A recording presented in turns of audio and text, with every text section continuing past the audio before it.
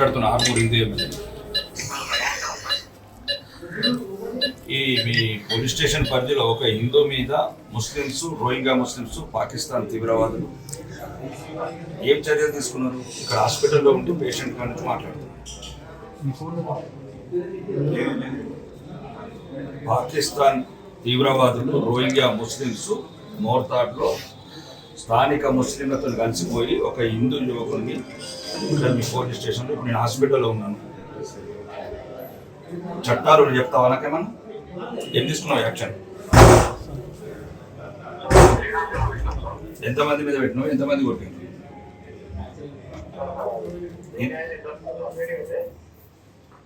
Main కాదే మొత్తము bullet గిట్ల ఎక్కించిన చూస్తే మరి దారుణంగా ఉన్నది ఇక్కడ పరిస్థితి.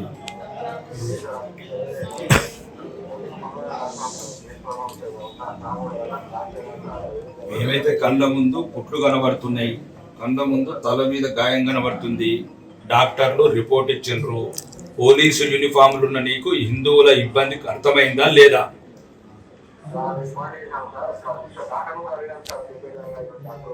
చెప్తా, డాక్టర్తో మాట్లాడుతున్నాయా? ఒక హిందూ ఎమ్మెల్యేగా మాట్లాడుతున్నా. హిందువుల తరపున 40 మంది కొట్టి బుల్లెట్లు ఎక్కిస్తే నువ్వు ఇక 3-4 కేసు చేసి మిగతాలందరినీ ఏం లోపాయిక రూపొందాలు? వీళ్ళ మళ్ళీ కూడా ఎంతమందిని అరెస్ట్ చేస్తావు? రావాలా 10,000 మందిని తీసుకొని? ఇలా ఊరోళ్ళందరూ వస్తే కూడా వాళ్ళు ఏమైతుంది? హిందువులు ఒకటి కావద్దా? హిందువులు వస్తే కూడా అరెస్ట్ చేస్తా అంటున్నావట. ఏం హిందువులను చెక్కగలని చేస్తావా? ఇలా మొత్తము వీడీసోళ్ళు విలేజ్ రేపు బతకాలి కదా హిందువులు. రేపు నీ యూనిఫామ్ నువ్వు కూడా ఉండాలి కదా, నువ్వు కూడా హిందువే కదా. నిన్ను కూడా దండి నీ మీద కూడా బుల్లెట్ ఎక్కించున్నావు. అప్పుడు ఎట్లా? ఇప్పుడు ఇవ్వాలంటే మోర్తాడు ఇస్తాయి. రేపు ఆదిలాబాద్ పోతావు, ఆసిఫాబాద్ పోతావు, అప్పుడు బుల్లెట్ ఎక్కిస్తారు నీ మీద. ఎట్లా నీ మీద ఎక్కియారా? ఇవ్వాలంటే మోర్తాడు ఇస్తాయి, నీ మీద యూనిఫామ్ ఉంది. ఇక్కడ ఎక్కడిదక్కడ ఖండించకపోతే ఇక ఎక్కడ బతుకుతారండి హిందువులు? 80% ఉన్నప్పుడు ఈ సమస్యలు వస్తే ఉంటాయి. సమస్యలు ఏముంది? కొన్ని చిన్న చిన్నవి జరుగుతాయి సంఘటనలు. ఒకవేళ ఉన్నది అనుకుందాం, ఇంటర్నల్గా మీకు ఇన్వెస్టిగేషన్ ఏమైనా దొరికింది అనుకుందాం. ఏమైంది? ఏం పీకేజ్ ఏమైంది? చిన్న మనుషులు అన్నప్పుడు చిన్న చిన్న సంఘటనలు జరుగుతాయి. అంతమంది దారుణంగా 40 మంది ముస్లిమ్స్, ఒక హిందూ, ఒక ఉంటే పోలీస్ స్టేషన్లో కంప్లైంట్ ఇవ్వాలి. పోలీస్ స్టేషన్ లేదా మీ మొత్తంలో మీరు లేరా?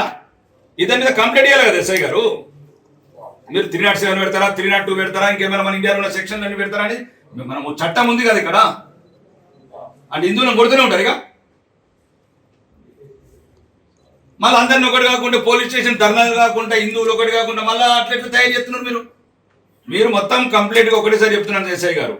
మీరు దేశ చట్టాలు హిందువులకే ఇంప్లిమెంట్ చేస్తారా? తెలంగాణ లేకపోతే కాంగ్రెస్ ప్రభుత్వం ఓన్లీ హిందువులకి ఇంప్లిమెంట్ చేయమన్నదా? ఇది చెప్పండి. మాకు చెప్తే మాట్లాడతాను, డీజీతో మాట్లాడతాను, ముఖ్యమంత్రి గారితో మాట్లాడతాను. దారుణంగా ఒక్కరిని చూసి 40 మంది కొట్టడేందా ఇది? మళ్ళీ ఇప్పుడు వాళ్ళందరూ ఫోన్ చేస్తున్నారు, బీడీస్ వాళ్ళు, పోలీసు వాళ్ళు బెదిరిస్తున్నారు, మీరు ర్యాలీ తీయద్దని. ర్యాలీ తీస్తే ఏమవుతుంది? అవును ఎస్ఐ గారు, ర్యాలీ తీస్తే ఏమవుతుంది? హిందువులకు మనోధైర్యము, స్థైర్యము, మేమందరం ఉన్నాం ఎంబటని. పెద్ద మనిషి ఏంటికి? ప్రజల రాని ఏమైతుంది? చంపుకుంటాం అంటే మేము చంపుతుండే పడాలా, తండుతుండే పడాలా? మేము దండద్దా? మేము దండద్దా అంటున్నా. మేము దండాలి కదా. రికార్డింగ్ బాగా నువ్వు రికార్డింగ్ పర్లేదు. ఇప్పుడు నేను సీపీతో కూడా మాట్లాడతా. మేము హిందువులం తండుతూనే పడాలా? మేము దండద్దా అంటున్నా. మేము దండద్దా? దారుణంగా ఇద్దరు బిడ్డల తండ్రిని హిందూ అని ఒక్కడిని 40 మంది బుల్లెట్తో ఎక్కిస్తారా మోర్తాడ్లా? పాత బస్తీ చేస్తున్నట్టున్నాడు ఎస్ఐ.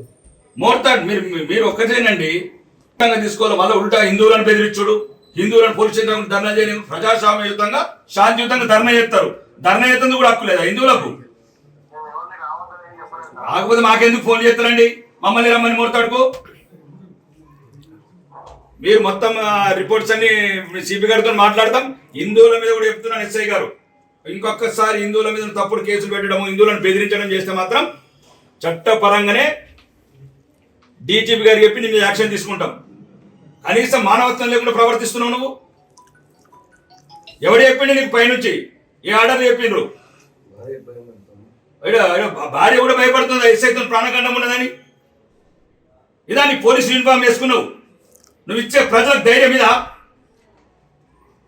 బాధితులకు అండగా ఉండు. నువ్వు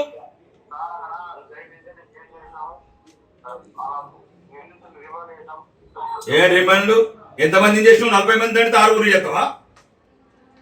వాడు గోశాల హిందువు, 2 బిడ్డలను ఆర్య సమాజం వేద పాఠశాలకు పంపించుకుంటున్నాడు. ధర్మం గురించి, దేశం గురించి బతుకుతున్నాడు, హిందుత్వం గురించి బతుకుతున్నాడు. కాబట్టి సోషల్ మీడియాలో హిందువుల గురించి పోస్ట్ చేస్తే కావాలని పగబట్టి కొట్టిర్రు. మరి అంటే ఏం చేయమంటారు? మొదట్లా సిపి గారితో హిందువుల ర్యాలీలు కానీ శాంతియుతంగా కానీ ఎక్కడ కూడా మా దాంట్లో యూనిట్ అనేది రావాలి కదా, వస్తేనే కదా ఎదుటి భయపడేది. 5 వచ్చి ఏం చేస్తారు ఎస్ఐ గారు? మీరు లోపల ఒప్పందాలు చేసి పంపిస్తారా? కాగితాలు రాసి ఇంకొకసారి దాడుతాం మంచిగా మళ్ళీ కేసు పెట్టమని. పోలీస్ స్టేషన్ లో అవసరమైతే 6 నిజామాబాద్ జిల్లా హిందువులంతా వస్తాం మోర్తాడు పోలీస్ స్టేషన్.